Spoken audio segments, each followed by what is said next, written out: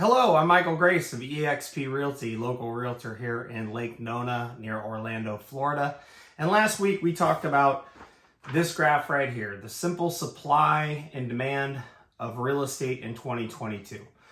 Now this week we want to touch on something a little bit more complex, but we're not going to go into a deep macroeconomic dive of theory and other nonsense that would make your head wobble after your lunch and put you to sleep. We're going to keep it simple. We're going to talk interest rates, we're going to talk buying power, and we're going to talk money supply, and we're going to do it less than 5 minutes. So what is everybody looking at that might drive prices down in 2022? Well, they're looking at interest rates. We know the Fed is going to be coming out and doing an interest rate hike, which decreases your buying power. When you have a decrease in buying power with your money, typically the demand curve shifts to the left and price would then come down. And that's what everybody is banking on for pushing housing costs down here in Florida. There's a problem with that though. That's the traditional method of purchasing a house for the traditional buyer.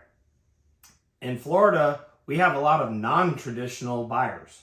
We have investors, we have foreign nationals, we have people who are doing things now with cryptocurrency completely through loans or purchases via other monetary means. So if you have folks who think that the rates are going to cause a shift in demand to decrease, well, then there's other buyers who are causing the shift in demand to stay pretty much right where it's at.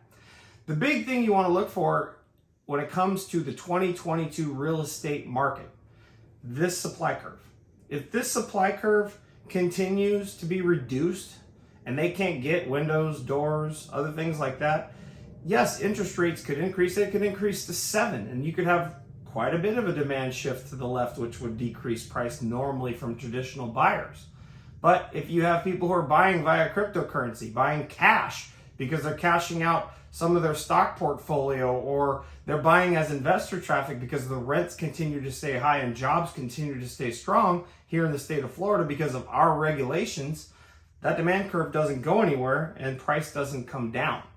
It would take a supply shift to the right in order for price to come down, which means more doors, more timber, more inventory, and a lot more selection for you to choose from in 2022.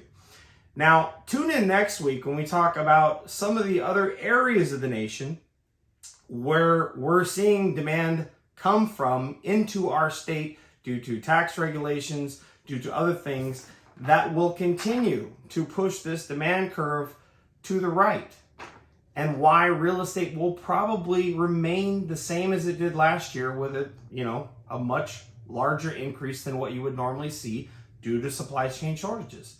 Next week, part 3. Tune in. See you then.